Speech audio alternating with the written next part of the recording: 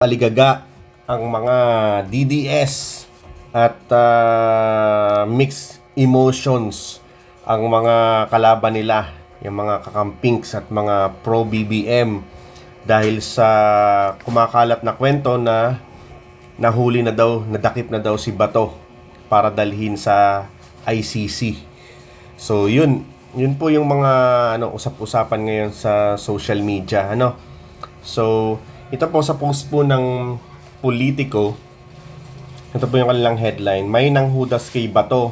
Private plane.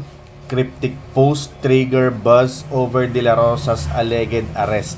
So, yun po. Ang ika nga, sabi nga po natin, may mga haka-haka at pinagpepiestahan ngayon sa social media na may chance daw na nahuli na daw si Bato para iharap sa ICC. So atin pong himayin tong ating mga detalyeng nakita sa social media, So ito po sa Politico na page, ating basahin po yung yung post nila. May nanghudas kay Bato. In case you missed it, yan pong ibig sabihin ng ICYMI. In case you missed it, cryptic social media post from two prominent allies of VP Sara coupled with the arrival of a private jet at Mactan Cebu International Airport on Tuesday night, August 4, have ignited speculation that Senator Ronald De La Rosa has been arrested. The rumors gained momentum after lawyer Jimmy Bondoc posted on Facebook, "Bad news is coming." Former presidential spokesperson Harry Roque, who is seeking asylum in the European Union, further fueled the intrigue with a cryptic Facebook post. Meron nga daw na nanghudas kay Bato, Roque wrote without elaborating. So, ito mga cryptic post to na nag-trigger nitong haka-haka o chismis na nahuli na daw si Senator Bato, So, una, nung isang araw, nag-post si Attorney Jimmy Bondoc ng very cryptic post na "Bad news is coming." Tapos, ito naman, may mga pahabol naman na cryptic post din itong si Attorney Harry Roque na nasa EU at nag-post naman siya ng meron nga daw na nanghudas kay Bato. So, yun. Doon pa lang medyo aligaga ang mga supporter po ng mga Duterte, So ano ba itong sinasabi ng mga to? So atin pong himayin pa ng konti dito. Yan, isa pa to, mula naman po to sa Lionheart TV. Yan, parang pinagtabi nila yung post ng dalawang personality, public servant na to, si Attorney Jimmy Bondoc at saka si Senator Tito Sotto. Sabi naman ni Senator Tito Sotto, "Praise God, the Philippines has good news today." So hindi natin alam kung ito ba ay Sunday o kung kailan na post to ni Senator Tito. At ito po ay inilink dito sa mga kaganapan, sa mga cryptic post ng mga ng mga Duterte supporters, So, may nagsasabi na ito daw ay linked, magkakonekta. So, kahit magkaibang partido ito. So, kung ito ay Sunday, nasa isip ko lang kung ito ay Sunday na post or Lunes, itong kay Senator Tito, baka ito ay if this is not about the arrest of Senator Bato, baka ito ay may kinalaman sa pagiging champion ni Alex Ayala, So, yun lang ang nakikita kong isang anggulo sa post ni Senator Tito, which is hindi natin malalaman kasi wala naman siyang sinabi. So, parang nag-praise God lang siya. Wala siyang sinabi na kung ano man. Pero kung ito ay baka kahapon to or kagabi, hindi natin na-check kung kailan to na-post ni Senator Tito. So, kung ito ay recently lang, makalipas ang isang araw ng pagkapanalo ni Alex Ayala, then there must be some truth na ito ay konektado sa haka-haka na nagaganap ngayon, no? So, yan, ito daw po yung jet, yung airplane, private plane, eroplano na lumapag sa Cebu. Ano po, may details po tayo nakuha dito. Medyo nawala lang yung ating source kasi ni-screenshot lang natin ito sa Facebook.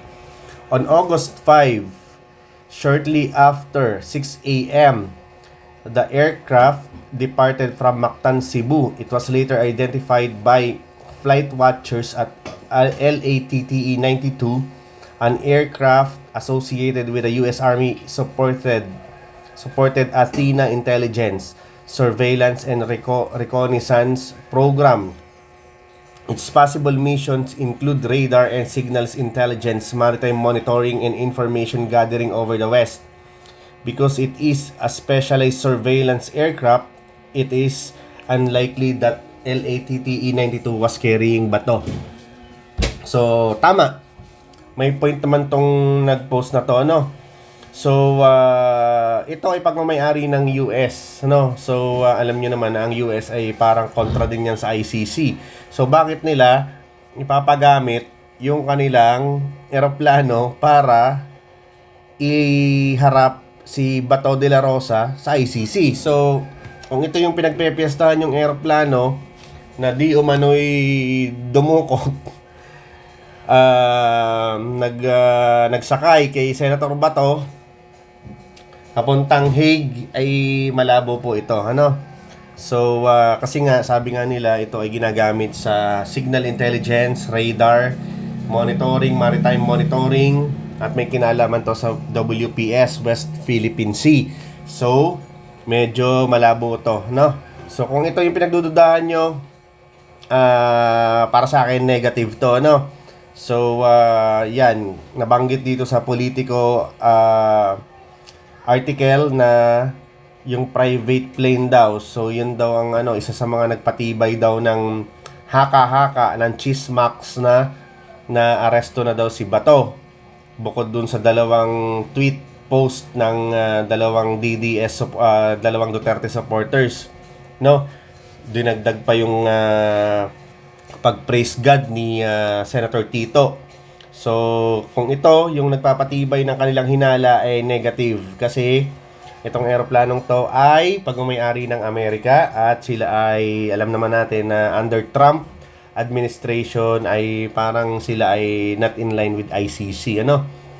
And also, sabi nga dito, this airplane is particularly related to WPS. Yan, sa West Philippine Sea, monitoring, maritime, and radar signals intelligence. So, yun. And sa 1PH, yan, ating basahin to. Nilinaw ni Attorney Israelito Torion, legal counsel ni Senator Bato de la Rosa, na wala siyang natatanggap na kumpirmasyong hinggil sa napaulat na pag-aresto sa senador. Ayon kay Torion, agad niyang kinontak ang isang malapit na miyembro ng pamilya ni De La Rosa upang beripikahin ang impormasyon, ngunit wala rin umano silang natatanggap na balita. Samantala, sinabi rin niyang tinanggal na ni Attorney Jimmy Bondoc ang kanyang cryptic post upang maiwasan ng maling interpretasyon ng publiko. So, yun. Ito ang nilinaw na ng mismong legal counsel ni Senator Bato, si Attorney Israelito Torion, na wala silang kumpirmasyon.